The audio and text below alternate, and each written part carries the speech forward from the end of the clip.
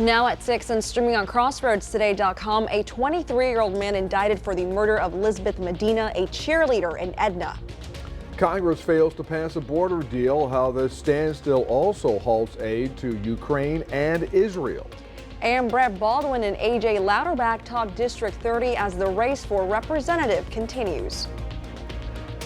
We're looking at more and more cloud cover coming at us from the west, and some of it coming at us from the south. So with all that stuff, when that front comes through, I do think we're going to get some sort of rain over the weekend. We'll talk more about that coming up in just a moment.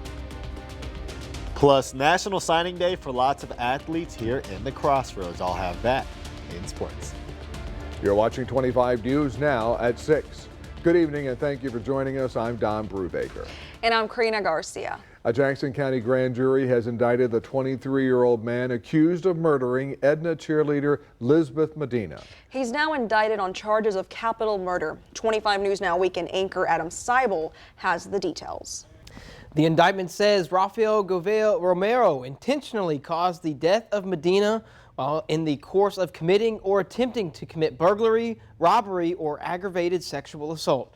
The indictment accuses Romero of causing Medina's head to strike a firm surface. It accuses him of striking her head with a, quote, hard object and repeatedly stabbing or cutting Elizabeth Medina with a sharp object or edged weapon.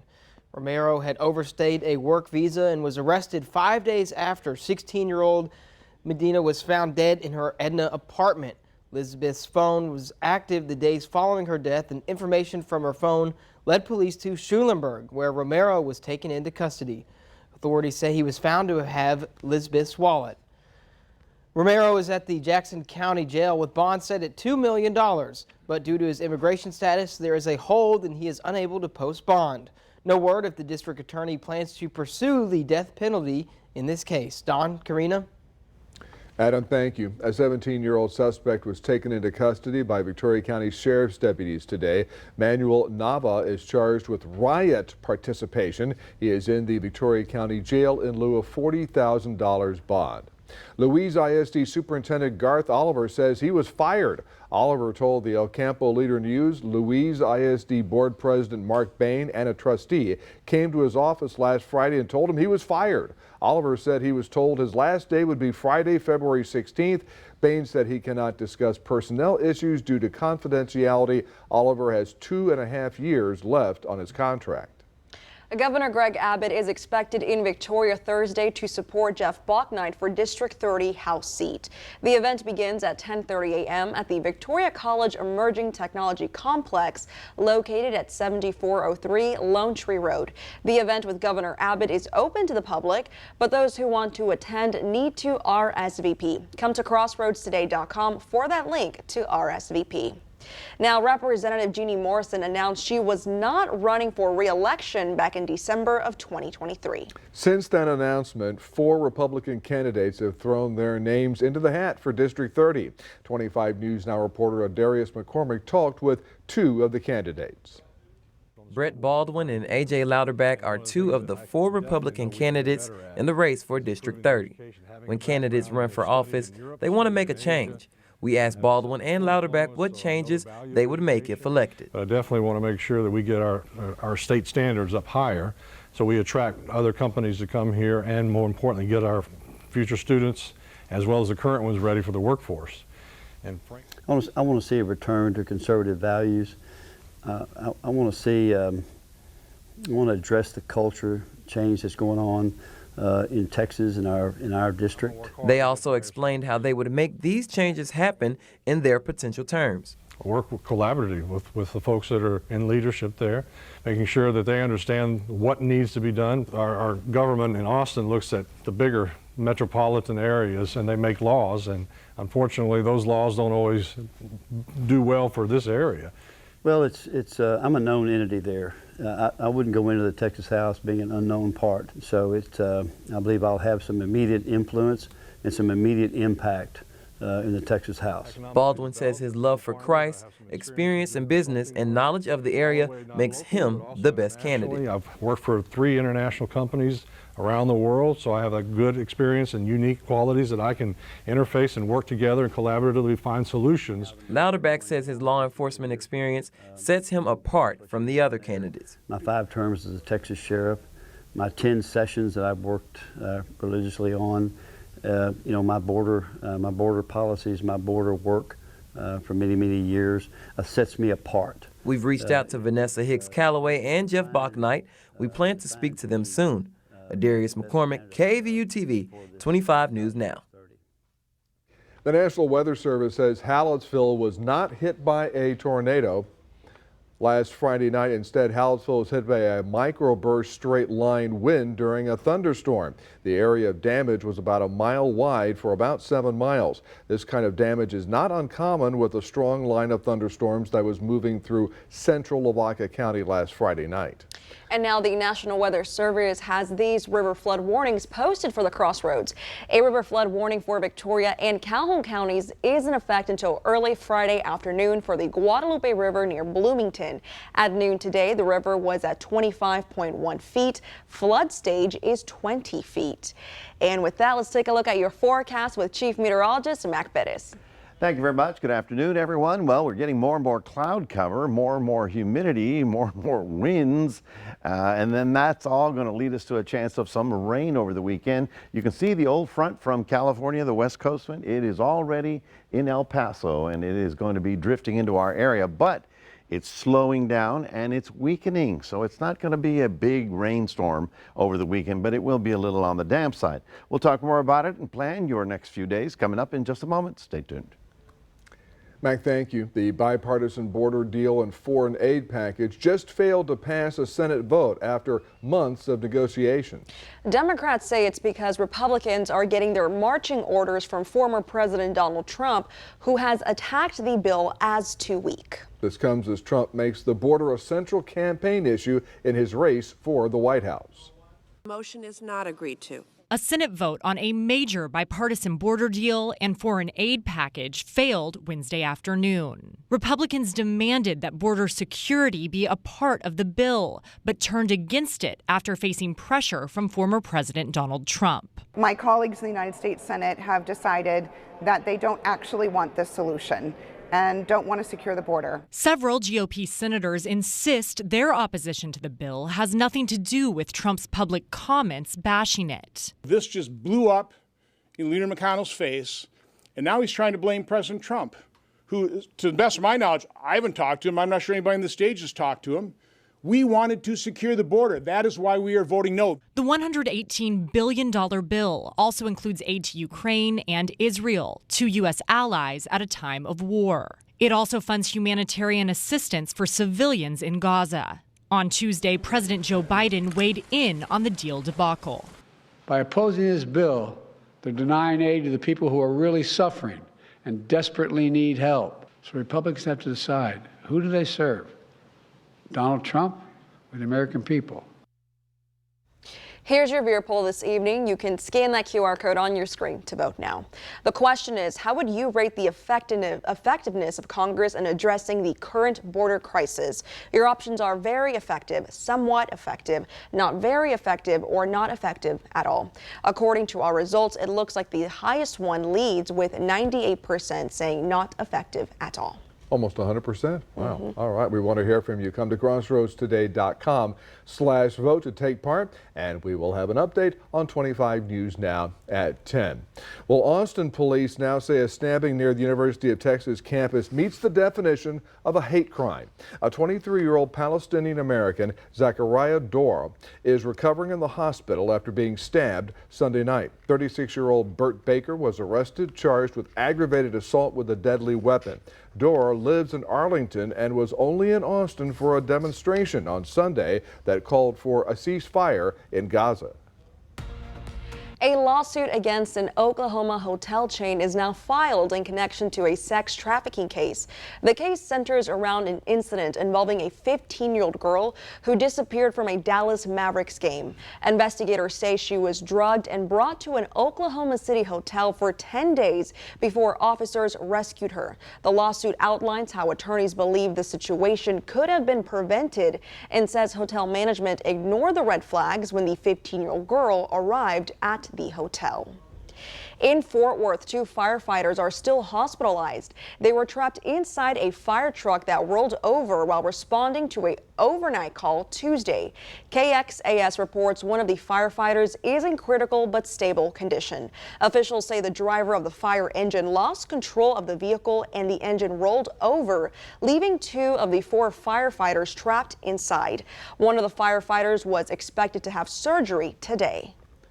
Attorney General Ken Paxton's legal team is asking a Harris County District Judge to dismiss his securities fraud charges. KXAN reports Paxton claims his right to a speedy trial has been violated in the case that has gone on for more than 8 years. His team filed a motion to dismiss Paxton's indictments on Tuesday, which was the deadline for pre-trial motions. Paxton is facing 2 felony indictments. The case has been delayed since 2015. This trial is currently set for April 15th.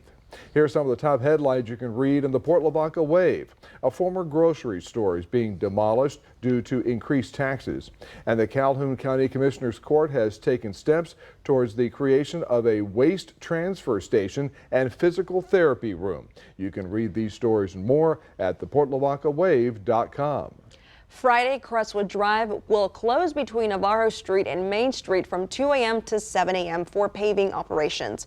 All businesses and homes in the construction zone will remain accessible. The construction is part of the Crestwood Drive Phase 3 reconstruction project.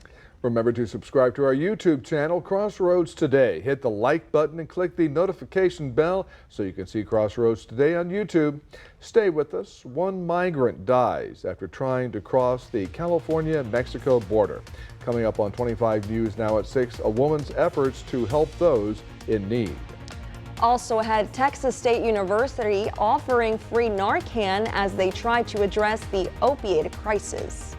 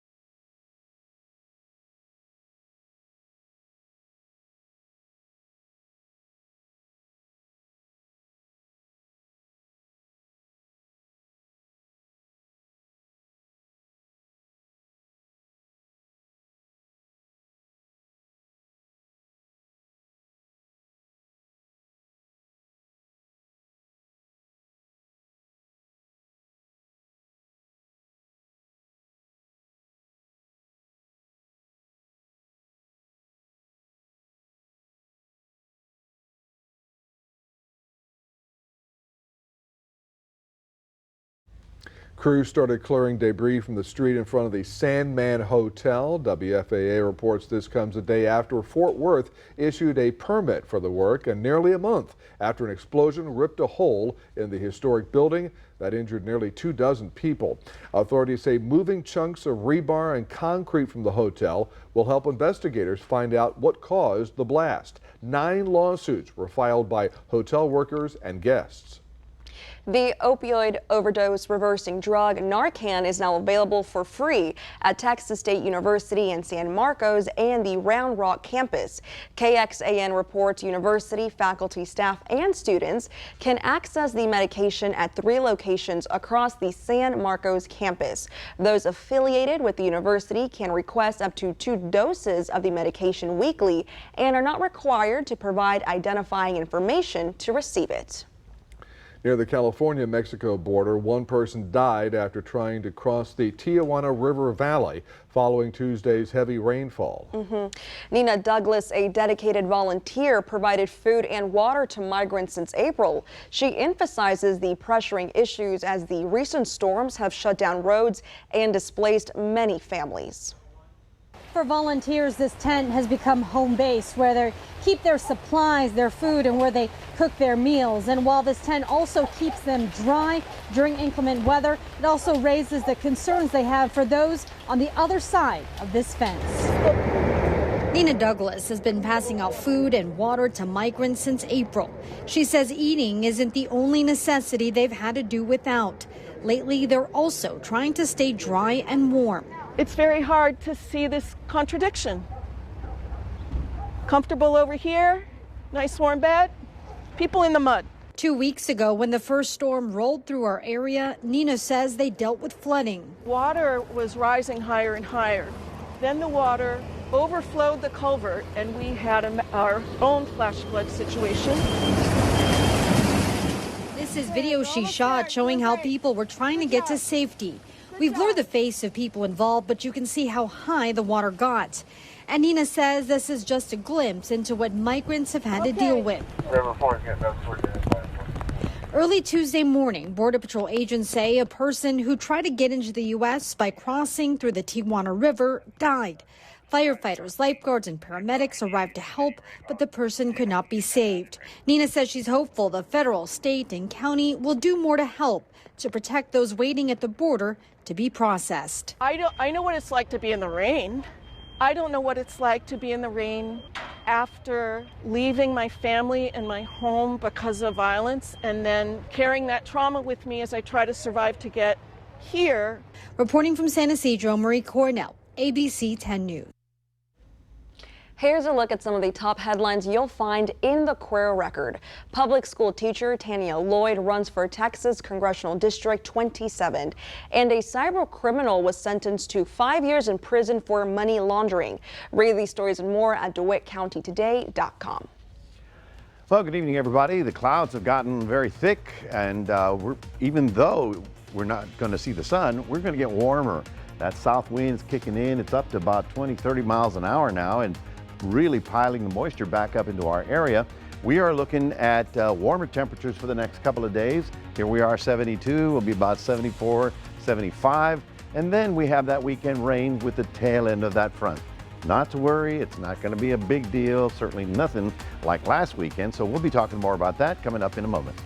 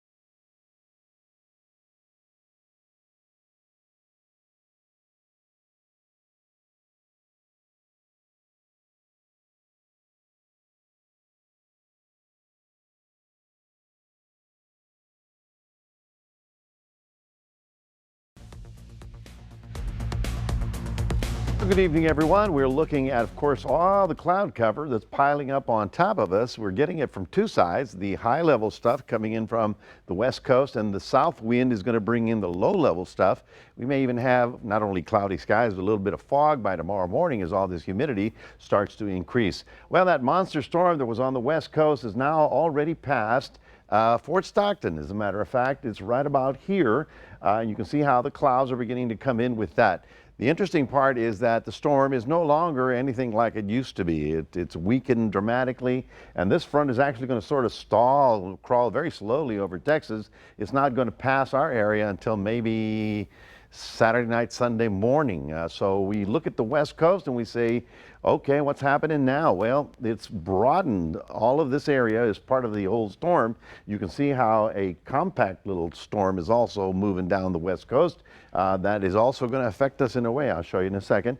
But this storm center, the deepest part of the low, is now moving up into the northern plains. Therefore, all we're getting is a tail end of that front. So in places like Silver City, New Mexico, they're getting snow showers. They're getting snow showers through all of the Mogollon Mountains of Arizona, and of course even Flagstaff got probably a foot of snow. Here we are with El Paso, Van Horn, all those areas getting light rain activity all the way moving up into Lubbock. Now the interesting part is that storm, well, I'll show you in a second. All right, first of all, our rivers, well, the Guadalupe at Bloomington just refuses to go down, even though we've expecting it to continue to get back into its banks. I guess it's all that rain that had to come down it from not only last weekend's rain, but the one we had this week as well. By and large, though, that's the last one. Most of the rivers are now in bankful, and this weekend's rain is going to be probably less than 1/4 of an inch, so I don't believe it's going to be a problem with those rivers. Now tonight, getting down to what, 60s? Only about 61, 62, not exactly feeling like February, right? And then tomorrow, 72 to 74, depending on where you're standing. And of course, that south wind will also be blowing fairly strong, so all that moisture is going to pile up on top of us. But I look at Future Tracker and I say, okay, what do we have for the next 5 days? And as we go all the way to Saturday, 6 p.m., you can see that we here in the Crossroads are looking at fairly light rain, probably less than 1/2 inch, maybe even 1/4. A little bit of rain heavier up toward Austin and in northeast Texas, but certainly not for our area. Now, as I mentioned yesterday, the storm, this is the old storm, is moving northeast. As a result, that's where the most intense part of the storm is. And so the front is coming through, but it's sort of dragging through, does not have a lot of lift involved in it. And this little storm was one we were looking at right on the coast. Watch what happens to it. Crosses the Rockies, continues the more snow showers there.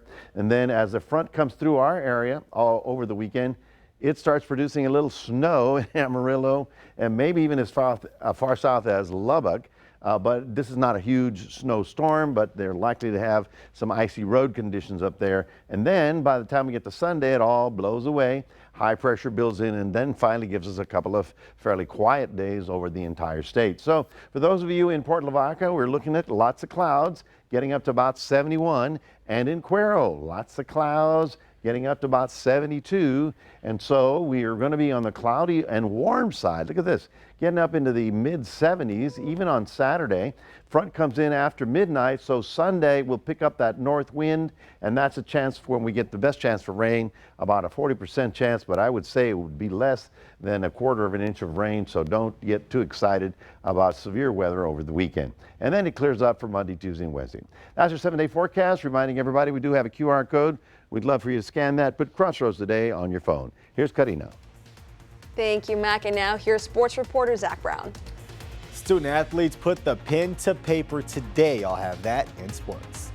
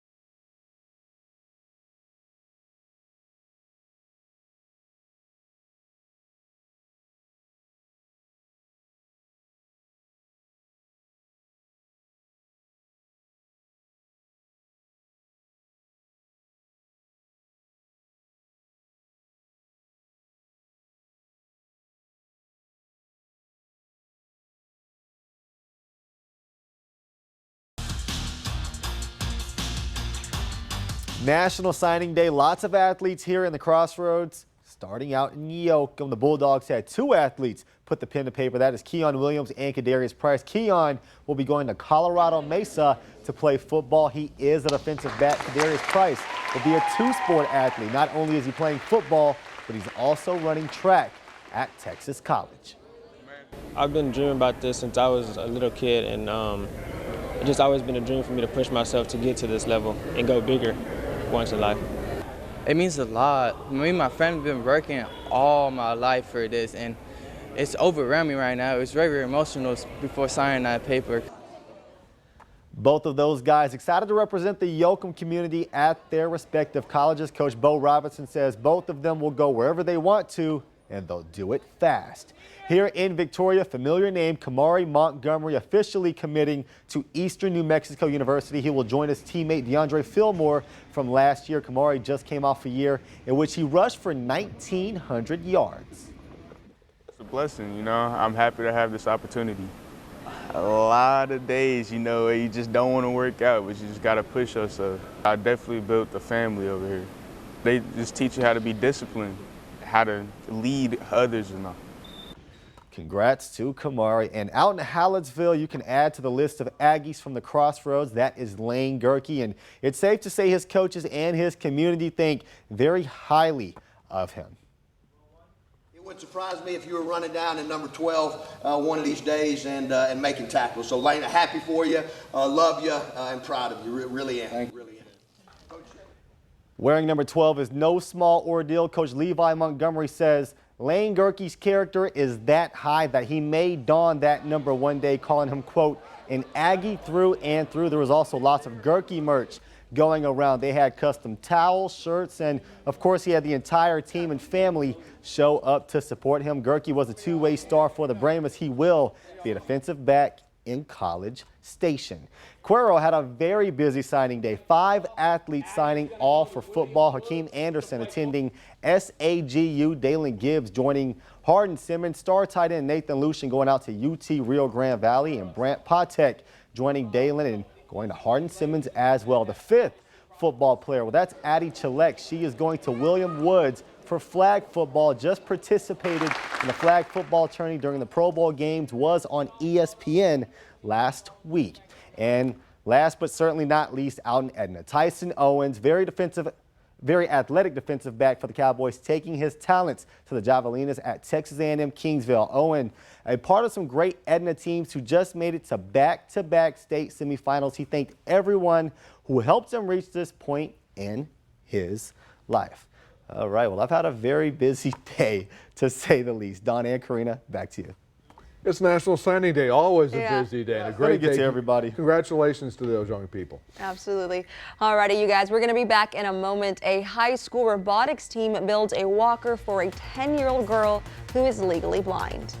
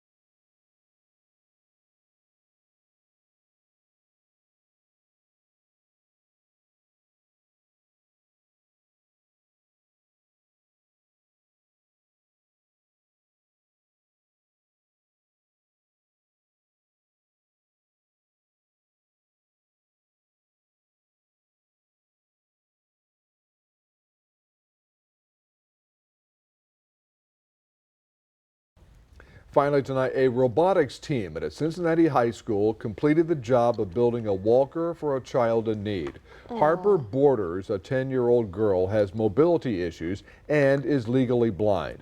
Harper's therapist had the idea to get her a walker. A nonprofit group got help from a high school robotics team to build the walker. Harper's mother says it only took her 5 minutes to get used to her new walker, and it's helped her grow in confidence and independence. Way to go, team, helping that young lady around. That's super. It really makes your heart feel good. And It in really high does. school too, a robotics team in high school. So, Yes. smart kiddos. Yes. Makes your heart warm. It was kind of warm out there today.